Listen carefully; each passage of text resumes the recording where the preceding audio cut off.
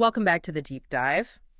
Working in emergency medicine here at UF Health, things are always moving, always changing. That's definitely true. It's a dynamic place. Right. Best practices, how we move patients, operational stuff. It feels like it evolves constantly. Keeping up is almost another job. It can feel that way sometimes, yeah. So that's why we put together this deep dive, really specifically for you, our residents and faculty here in the ED. Our mission today, cut through the noise, give you a clear, solid understanding of some key operational updates, make sure we're all aligned, for better patient care, better teamwork. Exactly. Okay, let's unpack this. Get straight to what you need to know. Absolutely. Think of this as your go-to guide for the latest changes on the floor. We want to distill the really key info, the stuff you need for your daily shifts. Okay. So we're hitting three main areas today. First, a really important refresher on how we interact with consultants. The interaction policy, yeah. Second, we'll get into the new procedures for patients hitting discharge barriers, and that includes the new social work rounding, which is pretty significant. Oh, yeah. Heard about that. Good. And finally, some crucial updates about the Mobile Stroke Treatment Unit, the MSTU. Just the essentials, practical stuff you can use right away. Perfect. All right, let's jump into that first bit, consultant interaction. We're calling it the core playbook. Good name for it. Because, the ED floor, it can be controlled chaos, right? Even on a good day. Yeah, that's one way to put it. So clear communication, knowing the protocols, it's not just nice, it's essential. We're focusing on Shan's core policy 02.002, how we talk to our consulting services. We've all been there waiting for that callback or trying to figure out a communication breakdown. It just adds stress. Exactly, and that's the whole point of this policy, really. 02.002 is designed to make sure our ED teams and the consulting teams, we're all starting from the same place, the same understanding. When everyone knows the process, it just makes everything smoother, accurate processes, timely documentation, which, is vital for moving patients through. Connects to the bigger picture, right? Throughput. Totally. Yeah. It's all about supporting timely ED throughput. Ideally, we're aiming for that length of stay under 4.5 hours. Ambitious, but important. It is. But think about the impact. Even shaving off a little time here and there adds up. Frees up beds, helps patients waiting. But crucially, this policy helps us do that while still being flexible, collaborative, collegial with our consultants. Right. It's not about being adversarial. So, okay, initial steps. The policy's super clear here, isn't it? First, contact for a consult. Has to be phone or in person. Always. No shortcuts, no secure chat for the initial request. Exactly. That direct verbal contact is key. And once you make that contact, the consulting services have clear expectations too.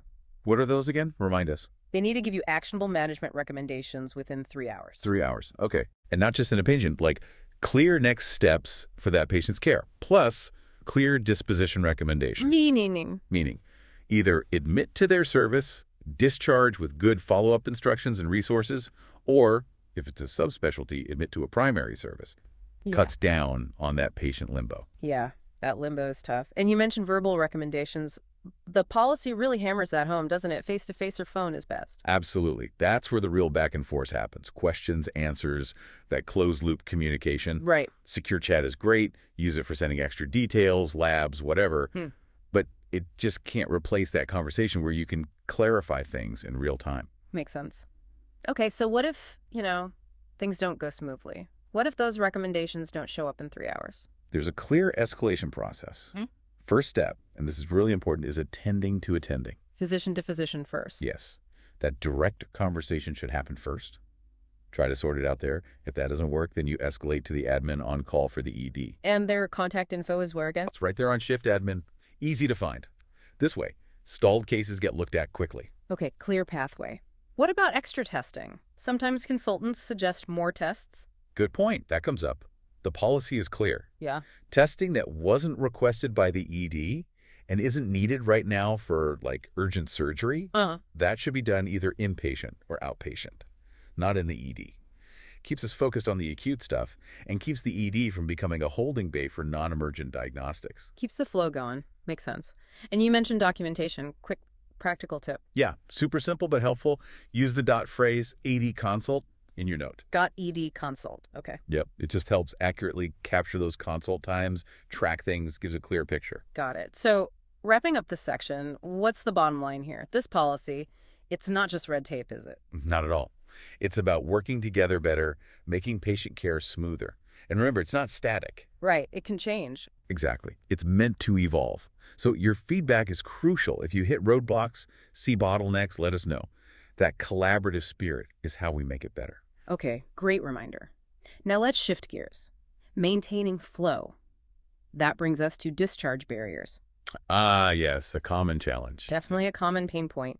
And this includes patients who used to go through the old swarm pathway, right? Correct.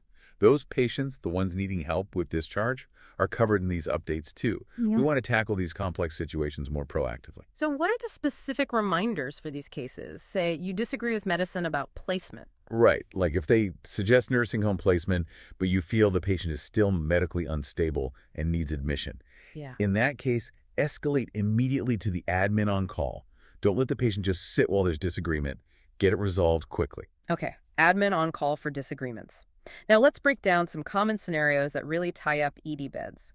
What about patients who are probably going to need more than 24 hours for placement, like that Friday afternoon complex case? We all know that one. Yeah. For those folks, complex social issues, very specific facility needs that just won't happen over a weekend, the guidance is admit to medicine. Admit to medicine. Trying to board them in the ED for that long, it's just not feasible or good for them. Right. What about if placement or resources are available, but it'll take a bit, say somewhere between 4 and 24 hours? Good question.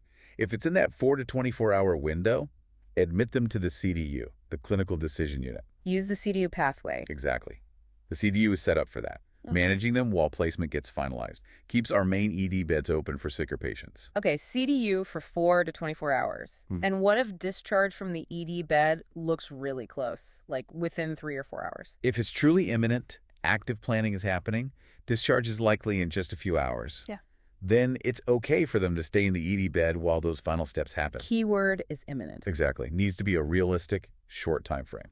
And if conflicts come up about this pathway, say disagreement on whether it's really 4 hours or 4 hours. Same escalation as before.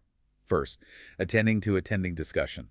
Try to resolve it peer-to-peer. Okay. If that doesn't work, contact the admin on call for help. Got it.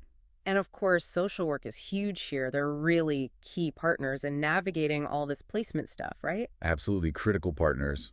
Finding placements, resources. It's a tough landscape out there. They do incredible work. Which leads us to something new and pretty interesting, this new social work rounding process. Tell us about that. It sounds promising. It really is. We think this is going to be a big help. It just started recently. How does it work? Okay, so the social worker will meet up with the ED coordinator. Then, together, they'll round in each core. They'll talk with the attending or the senior resident there. Okay, structured rounding. Exactly. The main goal is to discuss any patient who's been in the ED for 6 hours without a clear disposition plan. 6 hours, okay. Proactive. Very proactive. Yeah.